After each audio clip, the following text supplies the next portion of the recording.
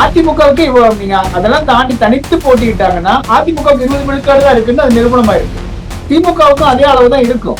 அப்போ இத்தனை ஆண்டு காலம் ஆட்சியிலே அமர்ந்த அதிமுகவுக்கு 20 விழுக்காடு தான்னா 8.2 விழுக்காடு எடுத்து நாம் தமிழரை இவர்கள் புறக்கணிக்கிறார்கள் என்றால் இவர்கள் இந்த நாட்டுக்கு என்ன சொல்ல வர்றாங்க? இந்த பத்திரிகை ஊடகவியலாளர்களும் அதே போல இந்த பத்திரிகைகளும் அப்படிங்கிறதா நமக்கு கேட்க வேண்டிய கேள்வியா இருக்கு. இந்த தேமுதிக வரவுக்கு பிறகுதான் ஒட்டுமொத்தமாக அவர்கள் கூட்டணிக்குள்ள மிகப்பெரிய ஒரு பிளவு ஏற்பட்டிருக்கிறது நம்ம பார்க்க முடியுது. அதே போல திமுக இன்னைக்கு ராகுல் காந்தி ராணிப்பேட்டையில அந்த பொதுக்கூட்டத்துல காங்கிரஸ் கட்சி வேட்பாளர்களுக்கு வாக்களிங்கன்னு முடிச்சுட்டு போறாரு. இந்த தமிழ்நாட்டில் தமிழர்கள் தான் ஆள வேண்டும் என்கிற அவர் சொன்ன வார்த்தைக்கு அடிப்படையில் அது மு.க. ஸ்டாலின் அவர்கள் குடும்பத்தையும் குறிப்பதாகத்தான் நான் எடுத்துக்கிறேன். அப்பேற்பட்ட விஜய் ஒரு பெரிய இம்பாக்ட கிரியேட் பண்ணியிருக்காரு அப்படின்னு சொல்லிட்டு இம்பாக்ட்ஃபுல் விஜய் அப்படிங்கிற ஒரு டேக்லைன் உருவாகி இருக்கு. லயோலா கல்லூரி மாணவர்கள் எடுத்த கருத்து கணிப்புல அவர்கள் விஜயை 2ஆம் இடம் கொடுத்திருக்கிறாங்க. விஜய்க்கு அதிமுகவை பின்னுக்கு தள்ளிட்டு முதலிடத்துல திமுகவும் 2ஆம் இடத்துல விஜயுடைய தவக்காவுக்கும் கொடுத்திருக்கிறாங்க. அதே போன்று விகடனுடைய சர்வே வெளியாகி இருக்கிறது. அதுல திமுகவுக்கு மிக முக்கியமான ரோல் இருக்கு, விஜய்க்குமான முக்கியமான ரோல் அதுல இடம்பெற்றிருக்கு. இதை எப்படி பாக்க? நீங்க லோயோலா சொன்னீங்க இல்லையா, லோயோலாவுடைய கல்லூரியில் அந்த மாணவர்கள் பாத்தீங்கன்னா இப்ப பெலிப் ஜெரால்ட் இருக்காரு இல்லையா, அவர்களுக்கு எல்லாம் ரொம்ப நெருங்கினவங்க அவங்க. இப்ப பெலிப் ஜெரால்ட் எங்க இருக்காரு? ஆனந்த விஜயா இல்லது விஜய் விகடனான்னு தெரியாம இருக்கு. இந்த ஆதவர்ஜுனம் எப்ப போயிட்டு அந்த அம்பேத்கர் புத்தகத்தை வெளியிட்டாரோ அந்த காலத்துல இருந்தே நீங்க கவனிங்க, முழுக்க முழுக்க விகடன் சம்பந்தமே இல்லாம விஜய் குழு உயர்த்தி பிடிச்சிட்டு இருக்கிறது நம்ம பார்க்கிறோம்.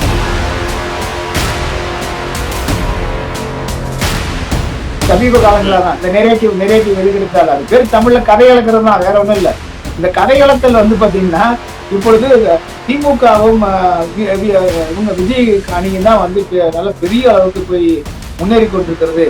அதிமுக எல்லாம் செதஞ்சிரும், நாம் தமிழர் கட்சி பின்னோக்கி போயிடும் அப்படிங்கிற மாதிரி இந்த கதைகளை தான் இவருக்கு திரும்ப திரும்ப சொல்லிட்டு இருக்காங்க. இது ஒரு கள நிலவரம் அப்படி கிடையவே கிடையாது.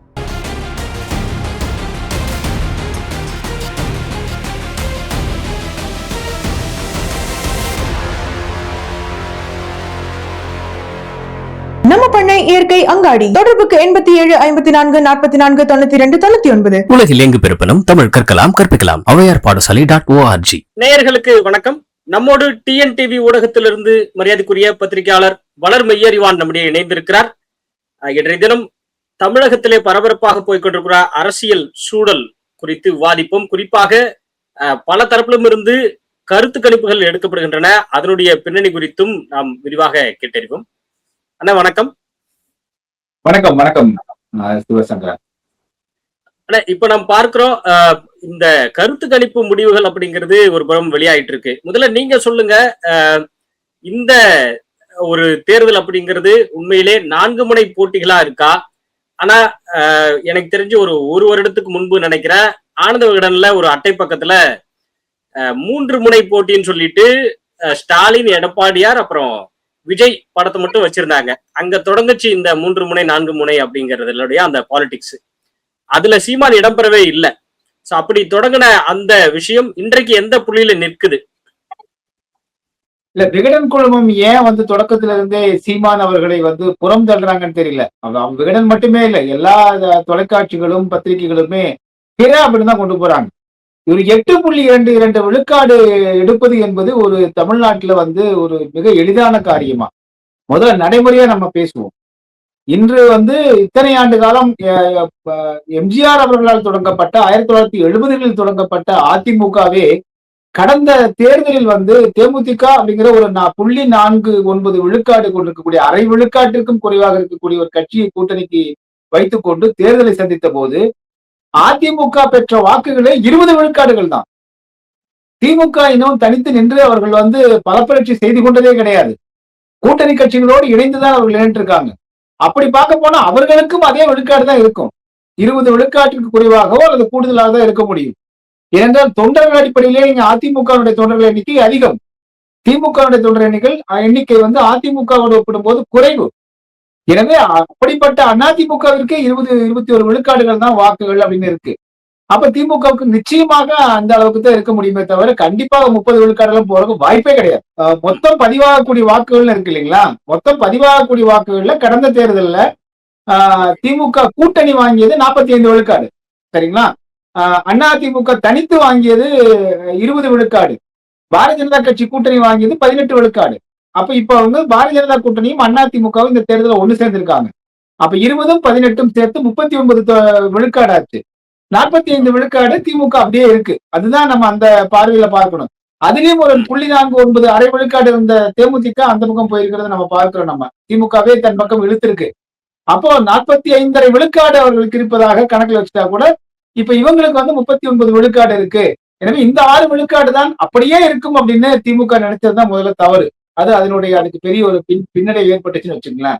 இப்ப நம்ம மிக முக்கியமா நம்ம சொன்னது என்னன்னா, அதிமுகவுக்கு நீங்க அதெல்லாம் தாண்டி தனித்து போட்டிக்கிட்டாங்கன்னா அதிமுகவுக்கு 20 விழுக்காடு தான் இருக்குன்னு அது நிரூபணமா இருக்கு. திமுகவுக்கும் அதே அளவுதான் இருக்கும். அப்போ இத்தனை ஆண்டு காலம் வந்து ஆட்சியிலே வந்து அமர்ந்த அதிமுகவுக்கு 20 விழுக்காடு தான்னா 8.2 விழுக்காடு எடுத்து நாம் தமிழரை வந்து இவர்கள் புறக்கணிக்கிறார்கள் என்றால் இவர்கள் இந்த நாட்டுக்கு என்ன சொல்ல வர்றாங்க? இந்த பத்திரிகை ஊடகவியலாளர்களும் அதே போல இந்த பத்திரிகைகளும் அப்படிங்கிறதா நமக்கு வந்து கேட்க வேண்டிய கேள்வியா இருக்கு. 8 விழுக்காடு பெற்று 8 விழுக்காடு பெற்று நீங்க வந்து இந்திய தேர்தல் ஆணையத்தின் அங்கீகாரத்தை பெறுவது என்பது அவ்வளவு எளிதா?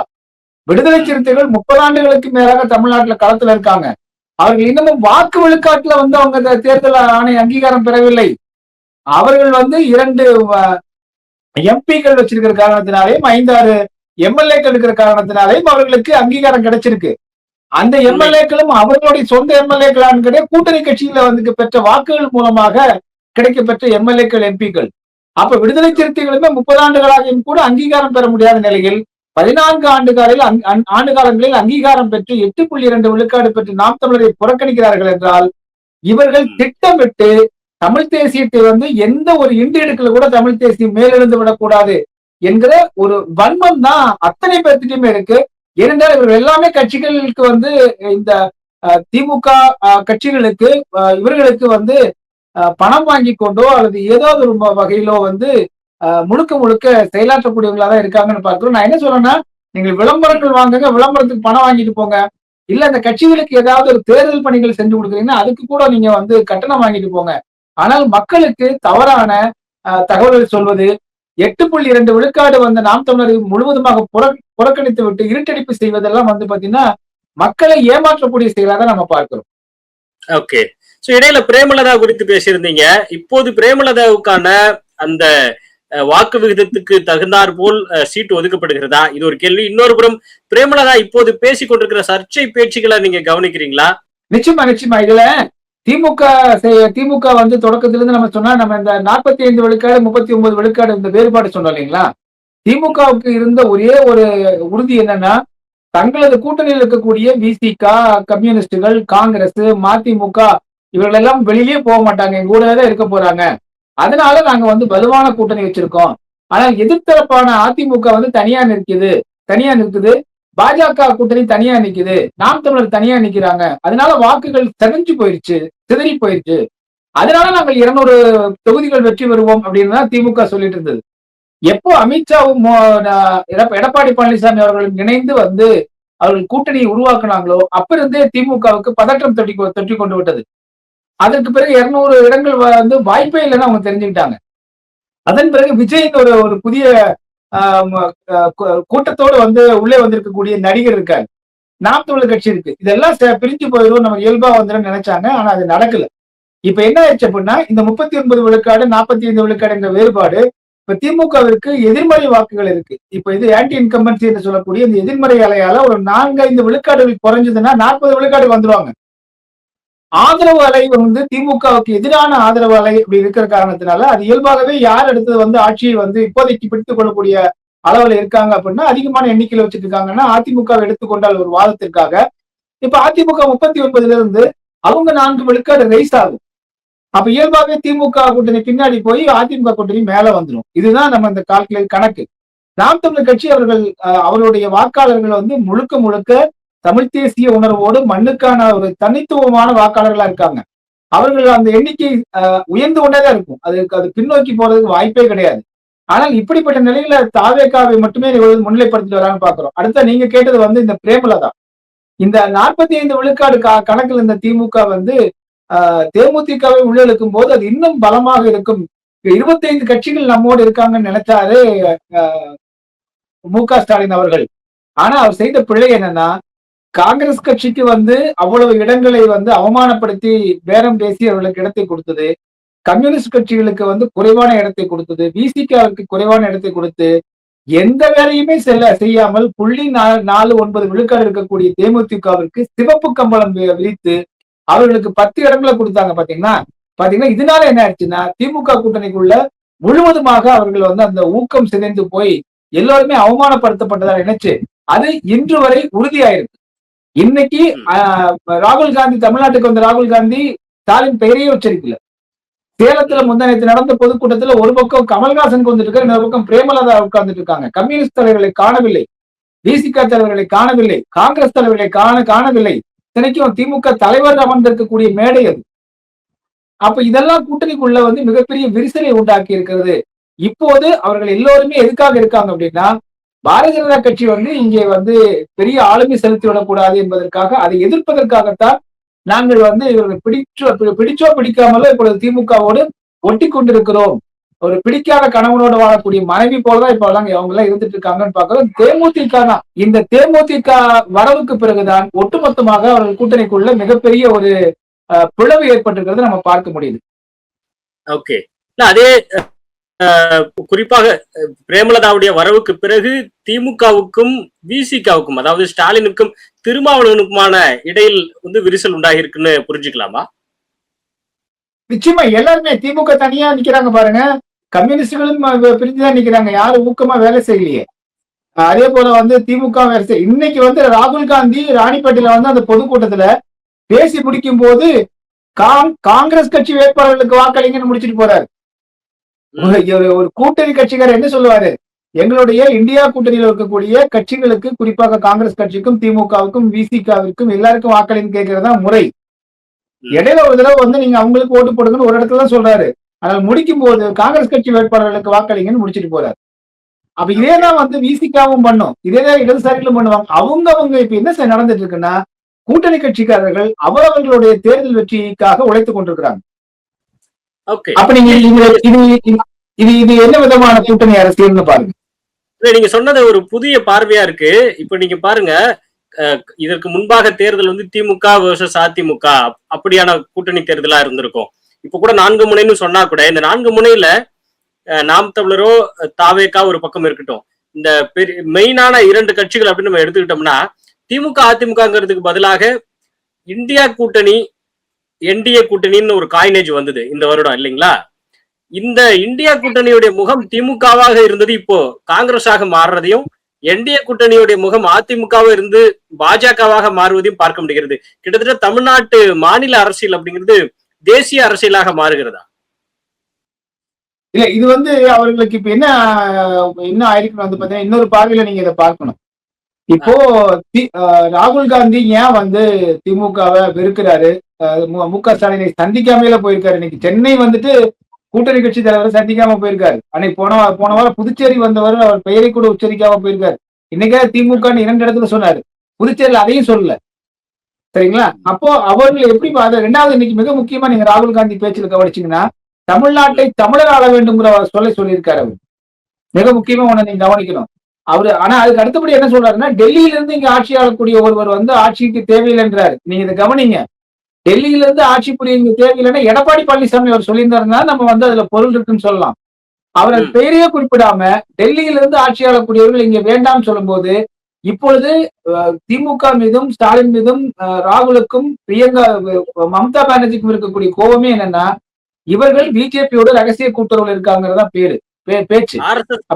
RSS இயக்குவதாக மம்தா பானர்ஜி ஒரு குற்றச்சாட்டு வச்சிருந்தாங்களே. ஆமா, அப்ப நீங்க வந்து பாத்தீங்கன்னா திமுக வந்து முழுக்க பிஜேபியோட உறவாடி கொண்டிருக்கிறார்கள் என்பதுதான் ராகுல் காந்திக்கு மம்தா பானர்ஜிக்கு கோபம். இன்று திமுக வந்து பாஜக எல்லா திட்டங்களையும் இங்க செயல்படுத்திருச்சு. மு.க. ஸ்டாலின் தலைமையில எந்த ஒரு குறைபாடும் பாஜகவிற்கு இல்ல. அதுக்கேற்ற போலதான் நேத்து கூட வந்து பாத்தீங்கன்னா பாஜகவிற்கு கிட்டத்தட்ட அது ஒரு திமுகவிற்கு ஒரு நன்மை செய்யக்கூடிய அளவுக்கு தான் நேற்று அந்த மசோதா தோல்வி அடைந்ததுன்னு நம்ம பார்க்கிறோம். இப்படிப்பட்ட நிலையில வந்து ராகுல் காந்தி மம்தா பானர்ஜி உள்ள இந்தியா கூட்டணி திமுகவை வெறுப்பதற்கும், இன்று தமிழ்நாட்டை தமிழர் தான் ஆள வேண்டும் என்று ராகுல் காந்தி சொன்னதுக்கு நீங்க பார்க்கும் பொழுது இப்பொழுது அவர்கள் சம அளவில் பாஜகவை அதிமுகவையும் திமுகவையும் பார்க்க தொடங்கிட்டாங்க. அப்போ தன்னுடைய அணியில் இருக்கக்கூடிய திமுகவுக்கு நான் வாக்கு கேட்பதை விட தமிழ்நாட்டில் காங்கிரஸ் கட்சிக்கு நான் வாக்கு கேட்டு போறேன் அப்படின்னு ஒரு வாக்கு கேட்டு போறாரு. ஆனா நீங்க அங்க பாஜக வந்து பாத்தீங்கன்னா எடப்பாடி பழனிசாமியும் மோடியும் ஒன்னா சந்திச்சு நீங்க பரப்புரை பண்றாங்க. சரிங்களா? அதே போல எடப்பாடி பழனிசாமி தெள்ள தெளிவாக தொடக்கத்துல இருந்தே சொல்றாரு, நாங்கள் இந்த தேசிய ஜனநாயக கூட்டணி கட்சி பெரும்பான்மையான இடங்களில் வெற்றி பெற்று அதிமுக தனித்த பெரும்பான்மை பெற்று ஆட்சி அமைக்கும் சொல்லிட்டு இருக்காரு. நீங்க நம்ம ஒரு தெளிவான பார்வையோடு நம்ம இந்த பிஜேபி, காங்கிரஸ், RSS எல்லாம் விட்டுட்டு பார்க்கும்போது இங்க அதிமுகவுடைய பொதுச் செயலாளராக எடப்பாடி பழனிசாமியோட ஸ்டாண்ட், அவருடைய நிலைப்பாடு வந்து பாத்தீங்கன்னா தொடக்கத்திலிருந்தே அதை பிரதமர் நரேந்திர மோடியை வச்சுட்டு அவர் தெள்ள தெளிவா சொல்றாரு, தேசிய ஜனநாயக கூட்டணி கட்சி பெரும்பான்மையாக வந்து இங்க வெற்றி பெறும், அதிமுக தனித்த பெரும்பான்மை பெற்று வெற்றி பெற்று ஆட்சி அமைக்கும் தான் சொல்றாரு. இந்த தெளிவை வந்து திமுகவால் சொல்ல முடியாது. இரண்டாவது, ஆட்சியில் பங்கு வேண்டும் என்று காங்கிரஸ்காரங்களும் கேட்டாங்க, பிசிகாவும் கேட்டாங்க, கம்யூனிஸ்டும் கேட்டாங்க. 3 பேருக்குமே மூஞ்சில் அடிச்ச மாதிரி சொல்லிட்டாரு மு.க. ஸ்டாலின். அந்த கோபம் தான் இப்பொழுது 3 கட்சிகளுக்குமே இருக்கு. இப்ப திமுக எதிராக இருக்கக்கூடிய கட்சிகள் பாருங்க, கம்யூனிஸ்டுகள், பிசிகா, காங்கிரஸ், மம்தா பானர்ஜி, இவங்க எல்லாமே இந்தியா கூட்டணியில மிக முக்கியமான ஒரு அங்கத்தினர்கள். அவர்களே இப்ப திமுக வந்து பாஜகவினுடைய நேரடி கைக்கூலி என்பதாகவே அவங்க கருதிட்டாங்க. அப்ப நீங்க இன்னைக்கு வந்து பொதுவாகவே பேசினது, இன்று தமிழ்நாட்டை தமிழர்கள் தான் ஆள வேண்டும் என்கிற அவர் சொன்ன வார்த்தைக்கு அடிப்படையில் அது மு.க. ஸ்டாலின் அவர்கள் குடும்பத்தையும் குறிப்பதாகத்தான் நான் எடுத்துக்கிறேன். தமிழ்நாட்டை தமிழர் தான் ஆள வேண்டும். இந்த மண்ணின் மைந்தர் அரசியல் அப்படிங்கறது ஏற்கனவே கடந்த கொஞ்சம் வருடங்களுக்கு முன்பு அண்ணாமலை என்ட்ரி கொடுக்கும்போது இதே ஃபார்முலாவை கையாண்டார். அதையும் பார்த்தோம். மண்ணின் மைந்தரை ஆள வேண்டும் அப்படிங்கிற முழக்கத்தை அவர் முன் வச்சாரு, அண்ணாமலை அவர்கள். இதை நீங்க கவனிச்சு பாத்தீங்கன்னா, அண்ணாமலை நீங்க குறிப்பிட்டதுனால வந்து நமக்கு இன்னொரு அரசியலை நம்ம கவனிக்கணும். இப்ப என்ன இதுல இருக்காங்கன்னு வந்து பாத்தீங்கன்னா, இப்ப நம்ம திமுக கூட்டணியில தான் இணைஞ்சு நின்று போட்டியிடணும் அப்படிங்கிற முடிவுக்கு பிசிகா, கம்யூனிஸ்டுகள், காங்கிரஸ் எல்லாம் இருக்காங்க. அண்ணாமலை இன்னொரு லாபி பண்றாரு. என்ன லாபி அப்படின்னா, லாபினா தனித்த ஒரு அரசியல் குழுவா இங்க வந்து தனக்கான ஒரு செல்வாக்கான அரசியலை உருவாக்கிட்டு இருக்காரு. இந்த தேர்தல் முடிவுகள் திமுக, அதிமுக 2 கட்சிகளையுமே மக்கள் இங்க புறக்கணிச்சாங்கன்னா, ஒருவேளை விஜய்க்கு வந்து அதிகமான வந்து வாக்குகளை கொடுத்தாங்கன்னா, இந்த கம்யூனிஸ்டுகள், காங்கிரஸ் இவங்க எல்லாம் சேர்ந்து, அண்ணாமலை இவங்க எல்லாம் சேர்ந்து விஜயோட ஒரு புதிய அரசியலை மேற்கொள்ளலாம் என்கிற ஒரு திட்டமும் மறைமுக திட்டமும் இருக்கிறது நம்ம பார்க்க முடியுது. எனவேதான் அவங்க அந்த இதுல வந்து இப்பொழுது செயல்படுறாங்களோ அப்படிங்கிற எண்ணம் இருக்கு. ஆனால் இதுல வந்து பாத்தீங்கன்னா, இத்தனை ஆண்டு காலமா காங்கிரஸ் வந்து இங்க அரசியல் செய்யாம விட்டு இப்ப அரசியல தொடங்கியிருக்காங்க. அது தேர்தலுக்கு 4 நாளைக்கு முன்னாடிதான் அரசியல தொடங்கியிருக்காங்க. பிசிக, கம்யூனிஸ்டுகளும் தனித்து நிற்காம ஒட்டுண்ணிகள் போல அல்லது வந்து வீட்டு மாப்பிள்ளை போல போய் திமுக அறிவாலயத்துல உட்கார்ந்ததுனால கடைசி நேரத்தில் அவங்க பண்ற அரசியலும் இப்ப எடுபடாம போயிடுச்சு. எனவே இந்த திட்டம், இந்த அரசியல் வந்து இந்த தேர்தலுக்கு எடுபடாதவர்களுக்கு. இறுதியில் வந்து திமுகவை தனித்து விட்டது ஒன்றுதான் இந்த கூட்டணி கட்சி, இந்தியா கூட்டணி செய்திருக்கக்கூடிய ஒரே வேலையா இருக்கு. நீங்க சொல்றது போல விஜய் தரப்பினர் வந்து குறிப்பாக விஜய் சொல்ற மாதிரி ஒரு சில செய்திகள் வருது. ராகுல் காந்தி என்னிடம் தான் அதிகமா பேசுறாருன்னு விஜய் சொன்னதாக அவர் வட்டத்துல இருந்து செய்தி வந்திருக்கு.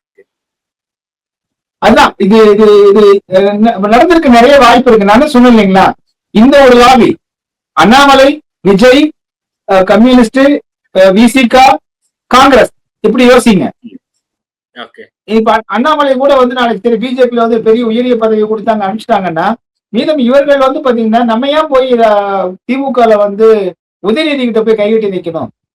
இந்த பக்கம் பிஜேபி இருக்கிறதுனால இங்க போக முடியாது நம்ம. அப்ப விஜயை நோக்கி போலாம் அப்படிங்கிற ஒரு எண்ணம் வந்து ஒரு செயல் திட்டம், அவர்களுக்கு ஒரு வேலை திட்டம், அவர்களுக்கு அஜெண்டா ஒண்ணு இருக்கிறத நம்ம பார்க்க முடியுது. ஆனா அது இது வந்து தேர்தலுக்கு முன்னால வந்து இப்ப அவர்களுக்கு என்ன கடைசி நேரத்துல ஒரு அச்சம் வந்துருச்சுன்னா, விசிகாவும் கம்யூனிஸ்ட் காங்கிரஸுகளுக்கும் விஜயனுடைய செயல்பாடுகள் வந்து உறுதியா இல்ல, நம்பிக்கைக்குரியதா இல்ல. ஏன்னா அவர் கடந்த தேர்தலில் நின்று வந்து அவர் வந்து தன்னை நிலைநிறுத்திருந்தாருன்னா பரவாயில்ல. ஒரு நாள் வந்து பரப்புரைக்கு வராரு, 3 நாள் விடுமுறை எடுத்துறாரு. அவர் யாராவது தேர்தல் பரப்புரையை ரத்து செய்வார்களா? இந்திய வரலாற்றிலேயே உடல்நிலை சரியில்லாம போனா சொல்லலாம். இவர் வந்து இந்த கடலூர் தேர்தல் பரப்புரை ரத்து செய்யறாரு. எனவே ஒரு நம்பிக்கையற்ற நிலையில வந்து விஜய் இருக்கிற காரணத்தினால வேறு வழி இல்லாம ஒரு திமுக கூட்டங்களும் இருக்கிறாங்க. அப்பேற்பட்ட விஜய் ஒரு பெரிய இம்பாக்ட கிரியேட் பண்ணிருக்காரு அப்படின்னு சொல்லிட்டு இம்பாக்ட்ஃபுல் விஜய் அப்படிங்கிற ஒரு டேக்லைன் உருவாகி இருக்கு. லயோலா கல்லூரி மாணவர்கள் எடுத்த கருத்து கணிப்புல அவர்கள் வந்து விஜயை 2ஆம் இடம் கொடுத்திருக்கிறாங்க. விஜய்க்கு அதிமுகவை பின்னுக்கு தள்ளிட்டு முதலிடத்துல திமுகவும் 2ஆம் இடத்துல விஜயுடைய தவேகாவுக்கும் கொடுத்திருக்கிறாங்க. அதே போன்று விகடனுடைய சர்வே வெளியாகி இருக்கிறது. அதுல திமுகவுக்கு மிக முக்கியமான ரோல் இருக்கு, விஜய்க்குமான முக்கியமான ரோல் வந்து அதுல இடம்பெற்றிருக்குது. இதை எப்படி பாக்குறீங்க? இல்ல, விகடன் வந்து ஏற்கனவே நீங்க வந்து பாத்தீங்கன்னா, நான் இன்னைக்கு கூட வந்து சமூக ஊடகத்துல ஒரு இது கேலி சித்திரம் பார்த்தேன். இது கேலி சித்திரத்தை வந்து பதிவிட்டு இருந்தேன், நான் நானே பகிர்ந்திருந்தேன். இது வந்து ஆனந்த விஜயா இல்லது விஜய் விகடனான்னு தெரியாம இருக்கு. இந்த ஆதவர்ஜுனா எப்ப போயிட்டு அந்த அம்பேத்கர் புத்தகத்தை வெளியிட்டாரோ அந்த காலத்துல இருந்தே நீங்க கவனிங்க, முழுக்க முழுக்க விகடன் வந்து சம்மந்தமே இல்லாம விஜய் குழு வந்து உயர்த்தி பிடிச்சிட்டே இருக்கிறது நம்ம பார்க்கிறோம். பொதுவாகவே நீங்க வந்து அவர்கள் திமுக ஆதரவாக நிற்கிறாங்க அப்படிங்கிற குற்றச்சாட்டும் விகடன் மேல இருக்கு. அவருடைய பிரதிபலிப்பு அப்படிதான் இருக்கு. இதுல விஜயை ரொம்ப முன்னிலைப்படுத்துறதை நம்ம பார்க்கிறோம். நீங்க லொயோலா சொன்னீங்க இல்லையா, லொயோலாவுடைய கல்லூரிகள் அந்த மாணவர்கள் வந்து பாத்தீங்கன்னா இப்ப ஃபெலிக்ஸ் ஜெரால்ட் இருக்காரு இல்லையா, அவர்களுக்கு எல்லாம் ரொம்ப நெருங்கினவங்க அவங்க. இப்ப ஃபெலிக்ஸ் ஜெரால்ட் எங்க இருக்காரு இல்லைங்களா? அப்போ இது வந்து முழுக்க முழுக்க வந்து ஒரு செயற்கை தன்மையான ஒரு ஹைப்பு தான் கொடுக்குறாங்க விஜய்க்கு. இப்ப நம்ம கேள்வி என்னன்னா, திமுகவுக்கும் விஜய்க்கும் முக்கியத்துவத்தை கொடுக்கறத இந்த பத்திரிகை, அதாவது திமுக ஆதரவு பத்திரிகை ஊடகங்கள் எல்லாம், இந்த கருத்து கணிப்புகள் எல்லாம் திமுக உயர்த்திக்கிட்டே கூடவே விஜயும் இழுத்து கொண்டு வராங்க மேல நீங்க அப்படின்னு பார்க்கலாம். அப்ப இவர்களுடைய நோக்கம் எப்படி வந்து இந்த நெரேட்டிவ் என்ற ஆங்கிலத்தில் இப்ப புதுசா வந்து இந்த சொல் வந்து அதிகமா பயன்படுத்தப்படுது சமீப காலங்களா தான். இந்த நெரேட்டிவ் எதுக்கு எடுத்தாலும் அது பேர் தமிழ்ல கதை இழக்கிறது தான், வேற ஒண்ணும் இல்ல. இந்த கதை இழத்தல் வந்து பாத்தீங்கன்னா இப்பொழுது திமுகவும் இவங்க விஜய் அணியும் தான் வந்து நல்ல பெரிய அளவுக்கு போய் முன்னேறி கொண்டிருக்கிறது. அதிமுக எல்லாம் வந்து செதஞ்சிரும், நாம் தமிழர் கட்சி பின்னோக்கி போயிடும் அப்படிங்கிற மாதிரி இந்த கதைகளை தான் இவங்க திரும்ப திரும்ப சொல்லிக்கிட்டு இருக்காங்க. இது ஒரு கள நிலவரம் அப்படி கிடையவே கிடையாது. நீங்க இப்ப விஜய்க்கு வந்து குடும்பத்திற்கு ஒரு ஓட்டு அப்படின்னு விஜய் சொல்றாருங்க. தமிழ்நாட்டுல 2,20,00,000 குடும்ப அட்டைகள் இருக்கு அப்படின்னா 2,20,00,000 ரேஷன் கார்டு உள்ள குடும்பத்தினர் இருக்காங்க. குடும்பத்துக்கு ஒருத்தர் அப்ப 2,20,00,000 வாக்காளர்கள் வந்து விஜய்க்கு இருக்காங்களா இல்லையா? குடும்ப அட்டை வச்சிருக்கிறவங்க போல அவங்க குடும்பத்துல எல்லாருமே வந்திருக்காங்களா? இருக்கலாம். இப்ப பெரும்பான்மையான வீடுகள்ல வந்து விஜயினுடைய ரசிகர்களாக இருக்கக்கூடிய சின்ன குழந்தைங்களா இருக்காங்க. சரிங்களா? விஜய் எங்களுக்கு நல்லா இருக்காரு, விஜய் எங்களுக்கு சூப்பரா டான்ஸ் ஆடுறாரு, பாட்டு பாடுறாரு, அவருக்கு ஓட்டு போடுங்கன்னு சொல்றவங்களா தான் இருக்காங்க. சரிங்களா? வாக்காளர்கள் எத்தனை பேர் இருக்காங்க அப்படிங்கிறதான் கேள்வி. விஜயனுடைய ரசிகர்கள் வேறு. அதான் நாங்க இந்த இந்த கள நிலவரத்தை பத்தி சொல்லும் போது தெளிவா சொன்னோம். எனக்கு தான் உங்களுக்கு தான் விஜய் படம் முடிக்கும், எனக்கு தான் விஜய் படம் முடிக்கும். ஆனால் நாங்க வாக்களிக்க மாட்டோம். எனக்கு கமல்ஹாசன் ரொம்ப நடிப்பு ரொம்ப பிடிக்கும். கமல்ஹாசனுக்கு நான் வாக்கு போடலையே இல்லையா? ரஜினிகாந்த் தான் முடிக்கும், ரஜினிகாந்துக்கு வாக்கு போடுவோமா என்ன? இல்ல, அப்படி கிடையாது. அப்போ ரசிகர்களாக இருக்கக்கூடியவர்களில் அந்த 18 வயதுக்கு மேற்பட்டவர்கள், அரசியல் அறிவு கொஞ்சம் தெரிந்தவர்கள், சரி நம்ம புதிதா ஒருத்தருக்கு முயற்சி பண்ணி பார்ப்போமே என்று முயற்சி செய்யக்கூடியவங்க, அவங்கதான் அப்படி வந்து மாறுவாங்களே தவிர ஒட்டுமொத்தமா 2,20,00,000 குடும்பங்களுமே அத்தனை ஒரு வீட்டுக்கு ஒரு வாக்காளர் 2,20,00,000 வாக்காளர்கள்லாம் அப்படியே வந்து ஓட்டெல்லாம் போடக்கூடிய நிலைமை அப்படி இங்க இல்ல. அப்படி வந்து இங்க அகற்ற வேண்டிய தேவை வந்து அதிமுகவுக்கு மாற்று தேவையா இருக்கு. அந்த மாற்று வந்து நீங்க எப்படி இருக்கணும் அப்படின்னா வலிமையா இருக்கணும், அரசியல் அனுபவம் பெற்றவர்களாக இருக்க வேண்டும், உறுதித்தன்மையோடு இருக்கணும். நாம் தமிழர் கட்சியினுடைய சீமான் அவர்களை பார்த்தீங்கன்னா தொடர்ந்து பாடுபட்டு இருக்காரு, களத்திலே நிற்கிறாரு. வீட்டுக்கு போறது உறங்குறதுக்கு தான் போறதுக்கு தான் வீட்டுக்கு போறாரு அவர். மீதி நேரம்லாம் களத்துலதான் நிற்கிறாரு. ஆனா விஜய் எப்படி பண்றாரு, வாரத்துக்கு ஒரு நாள் வராரு, அதுவும் வந்து 4 வாரம் லீவ் எடுத்துக்கிறாரு. மாதத்திற்கு ஒரு முறை உங்கள் தொகுதிக்கு வருவேன்றாரு, திருப்பள்ளித்தனமா சொல்றாரு. அப்ப இதெல்லாம் நீங்க வந்து பாத்தீங்கன்னா அப்ப மக்கள் என்னன்னா இப்படி சீர்தூக்கி பார்ப்பாங்க. சீர்தூக்கி பார்த்துதான் வாக்களிக்க முடியும், 3வது 4வது படையை கொண்டு வர முடியும். இப்ப இருக்கிற வேக்கம் இப்ப என்னன்னா, ஜெயலலிதா அவர்கள், கலைஞர் அவர்கள் 2 பேர் இறந்ததுக்கு பிறகு ஒரு புதிய ஒரு வேக்கம் காலியிடம் உருவாயிருக்கு அப்படின்னு எல்லாமே ஒரு தமிழ்நாட்டுல போட்டி போடுறாங்க. முதல்ல இதை கவனிங்க, ரொம்ப எளிமையான ஒரு இதுதான். எல்லாருமே இங்க ஒரு வேக்கம் இருக்கு, அடுத்த தலைவர்கள் இல்ல, கவர்ச்சியான தலைவராக வந்து இல்ல, இப்படி எடப்பாடி பழனிசாமி வந்து இப்படி இருக்காரு, இவரு வந்து ஸ்டாலின் இப்படி இருக்காரு, நாம் தமிழர் தனி ட்ராக்ல போயிட்டு இருக்காங்க, எனவே நம்ம வந்து பிடிக்கலாங்கிறதா காங்கிரஸ் கட்சிக்கும் இப்பொழுது ஆசை, பிஜேபிக்கும் ஆசை. அதனுடைய வெளிப்பாடுதான் நீங்கள் குறிப்பிட்ட தேசிய அரசியல் இங்கே உள்ளே வருகிறதா என்ற கேள்விக்கு இதுதான் பதில். ஆனா என்ன களம் வந்து உண்மையிலேயே என்னன்னா, எடப்பாடி பழனிசாமி அவ்வளவு எளிதான மனிதர் அல்ல. மு.க. ஸ்டாலினை ஒப்பிடும் போது அவர் வந்து எந்த இடத்திலுமே பிஜேபிக்கு வளைந்து கொடுக்க கிடையாது. பிஜேபிக்கு மறைமுகமாக ஆதரவெல்லாம் இல்ல, வெளிப்படையாக வந்து தெள்ள தெளிவாக அமித்ஷா கிட்ட வந்து அவர் வந்து பேசும்போது என்ன சொல்றாருன்னா, தமிழ்நாட்டில் நாங்கள் உங்களோடு கூட்டணி அமைக்க வேண்டுமே, ஆனால் நான் சொல்கிற மாற்றங்களை நீங்கள் செய்தால் மட்டும்தான் நான் கூட்டணிக்கு சம்மதிப்பேன்கிறாரு. அந்த அடிப்படையில் தான் பாரதிய ஜனதா கட்சி தலைவர் மாற்றப்பட்டார். சரிங்களா? அதே போலதான் ஒவ்வொரு ஒவ்வொரு முடிவுகளுமே எடுத்தது வந்து எடப்பாடி பழனிசாமி. அதற்கு வந்து சரி அப்படின்னு சொல்றது மட்டும்தான் அமித்ஷா. இதுதான் உண்மை நிலவரமா இருக்கு. ஆனால் இவங்க வந்து இவர்கள் ஒரு ரெய்டு விட்டா உடனே நேரடியா போய் சந்திரபாபு நாயுடு கூட்டிட்டு போயிட்டு கையை கால பிடிச்சிடுறாங்க திமுகவினர். இத்தனை ரெய்டுகள், இத்தனை சோதனைகள் வந்து இத்தனை வந்து வழக்குகள் வந்த போது எதன் மீது நடவடிக்கை இல்லாம இருக்கிற காரணம் என்ன? இவர்கள் எந்த நடவடிக்கை எடுக்க முடியாம போய் அவங்க கையை கட்டியா பிடிச்சுக்கிறாங்க. இதைத்தான் மம்தா பானர்ஜி சொல்றாங்க, இதைத்தான் ராகுல் காந்தி சொல்றாரு. புரியுதுங்களா? அப்ப எப்படி அரசியல் மாறுது பாருங்க. மம்தா பானர்ஜி, ராகுல் காந்தி, இந்தியா கூட்டணி இதை தெரிஞ்சுக்கிட்டு திமுகவை அவாய்ட் பண்றாங்க. இங்க எடப்பாடி வந்து வலிமையான தலைவரா இங்க நிக்கிறாரு. அதன் காரணமாக அவங்ககிட்ட இருக்கிற ஒரே ஒரு குறை பிஜேபி இங்க இருக்குங்கிற குறைதான். ஆனா பிஜேபி நான் வேற வழி இல்லை, நான் பிஜேபி இங்க வந்து பயன்படுத்திக்கிறேன், அதுக்காக வந்து அதிமுக வந்து விழுங்கி விடுவதை நான் அனுமதிக்க மாட்டேன்னு எடப்பாடி நிக்கிறார். அப்ப எடப்பாடி இப்போ ஒரு வலிமையான தலைவர் அப்படிங்கறத அவர் ப்ரூவ் பண்ணிட்டார். சரிங்களா? நான் தான் வலிமையற்ற தலைவர், எனக்கு ஆட்சியும் அதிகாரம் குடும்பமும் தான் வேணும், அதுக்காக நான் சரணடைய தயங்க மாட்டேன் அப்படின்னு சொல்லி மு.க. ஸ்டாலின் அதை நிரூபிச்சிட்டார். அதன் காரணமா தன் சொந்த கூட்டாளிகளாலே நிராகரிக்கப்படுகிறார், அவர் விளக்கப்படுகிறார்.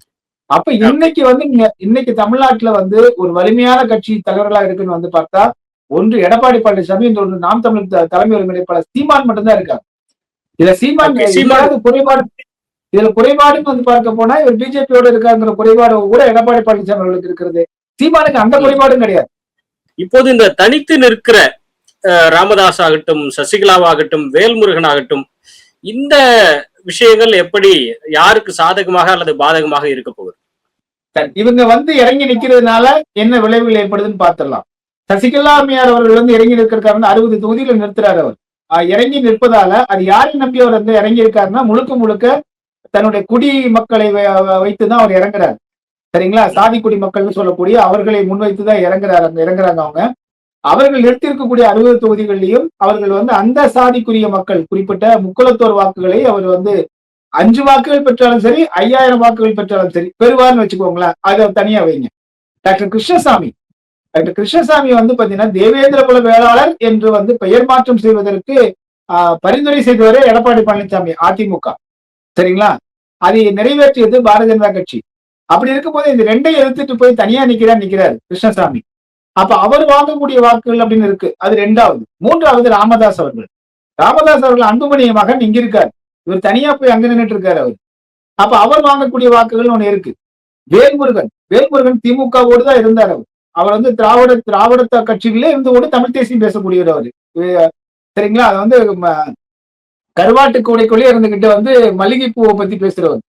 அப்ப அவர் வந்து ஒரு ரகம் வச்சுட்டு அவரு வாக்குகள் பெறுகிறாருன்னு வச்சுக்கோங்களேன். இப்போ இது யாருக்கு வந்து தாக்கத்தை ஏற்படுத்தும்? வேல்முருகனுடைய வாக்குகள் யாருடையனா நாம் தமிழர்களுடைய வாக்குகளை, அதாவது குறிப்பாக தமிழ் தேசிய வாக்குகளை குறிவைத்த அவருடைய செயல்பாடுகளை நம்ம பார்க்கிறோம். என்ன காரணம்னா நாம் தமிழர் கட்சிக்கும் போக விரும்பாத தமிழ் தேசியர்கள் இருக்காங்க இல்லைங்களா, நிறைய பேர் இருக்காங்க. அவர்கள் எல்லாம் அதிமுக பக்கம் போற மாதிரி இருந்துச்சு. அதிமுகவும் அவர்களை அரவணைக்க தயாரானது. அதற்கான சில ஏற்பாடுகள் நடந்த போது அப்படி அங்கே போய்விடக்கூடாது என்பதற்காகத்தான் அவசரமாக களமிறக்கப்பட்டார் வேல்முருகன். அப்ப வேல்முருகன் வந்து அதிமுகவுக்கு போகக்கூடிய தமிழ் தேசியவாதிகளை எல்லாம் தங்கள் பக்கம் இழுப்பதற்கான முயற்சி அவர் செய்யறார். அப்போ நாம் தமிழர் கட்சிக்கு போகின்ற தமிழ் தேசியர்களை நாம் வந்து விட்டுவிடக்கூடாது. அதே போல அதிமுகவுக்கு போகக்கூடிய தமிழ் தேசியர்களையும் அதிமுக விட்டுவிடக்கூடாது அப்படின்னு அவர் வந்து அதிமுகவை குறிவைத்துத்தான் வேல்முருகனுடைய களவிறக்கம் இருக்கு. சசிகலா அம்மையாருடைய வாக்குகள், முக்குலத்தோர் வாக்குகள், அதுவும் அதிமுகவுக்கு போய்விடக்கூடாது என்பதற்காகத்தான் சசிகலா நிறுத்தப்படுறார். ராமதாஸ் அவர்களும் அதே போல அதிமுகவுக்கு வாக்குகள் போய்விடக்கூடாது என்பதற்காக ராமதாஸ் நிறுத்தப்படுறார். தேவேந்திர குல வேளாளர் வாக்குகள் வந்து அதிமுகவுக்கு போய்விடக்கூடாது என்பதற்காகத்தான் கிருஷ்ணசாமி நிறுத்தப்படுறார். அப்ப கிருஷ்ணசாமி, சசிகலா அம்மையார், ராமதாஸ் ஐயா, வேல்முருகன் இவங்க 4 பேருடைய மிக முக்கியமான அந்த பொசிஷனிங் சொல்லுவோம் நிலைநிறுத்தப்படுவது அதிமுகவினுடைய வாக்குகளில் பாதிப்பு ஏற்படுத்துவதற்காகத்தான். சரிங்களா? இதுல நாம் தமிழர் கட்சியினுடைய கூடவே அதையும் வந்து கணிசமாக சிதைக்க வேண்டும் என்கிற எண்ணம் இருந்தாலும் கூட இந்த 4 பேரை வைத்து நாம் தமிழரை நீங்க சிதைக்க முடியாது. வேல்முருகன் கட்டியோ சசிகலா போய் நாம் தமிழரை டேமேஜ் பண்ண கேட்க மாட்டாங்க. ஆனா நீங்க அதிமுகவை வந்து டேமேஜ் பண்ணுங்கன்னா ஒத்துக்குவாங்க அவங்க. ஆமாங்க எங்களுக்கு வந்து எடப்பாடி மேல கோவம் இருக்குன்னு ஒத்துக்கலாம். சோ இந்த லாஜிக் தான் ஒத்து போகுது. அப்ப இந்த பொசிஷனிங் எல்லாம் நீங்க யாருக்கு வந்து சாதகமா இருக்குன்னா திமுகவுக்கு சாதகமாக போகும் அப்படிங்கறத நம்ம பார்க்கிற பார்வையா இருக்கு. இவர்களெல்லாம் வாக்குகளை வந்து அதிமுக வாக்குகளை பிரிச்சுட்டாங்கன்னா, ஏற்கனவே நான் குறிப்பிட்டதை போல பாஜக கூட்டணியும் அதிமுகவும் தனித்து நின்ற போது 200 தொகுதிகள் இருந்துச்சு. அப்ப 2 பேரும் ஒண்ணு சேர்ந்து 39 விழுக்காடு ஆயிட்டாங்க. இந்த 39 விழுக்காடு வந்து கணிசமான அளவு வந்து மீண்டும் அது வந்து டேமேஜ் பண்ணி பழைய நிலைக்கு அதிமுகவை கொண்டு போகணும்னா, அதிமுகவுக்கு எதிராக இருக்கக்கூடிய ஆளுமைகளை எல்லாம் களத்தில் இறக்க வேண்டும்.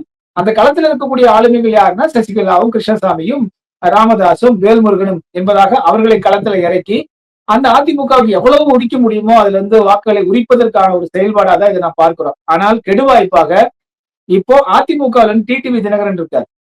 டிடிவி தினகரனா சசிகலா அம்மையாரான்னு பார்க்கும்போது அந்த இடத்துல வந்து ஒரு போட்டி ஏற்படும்.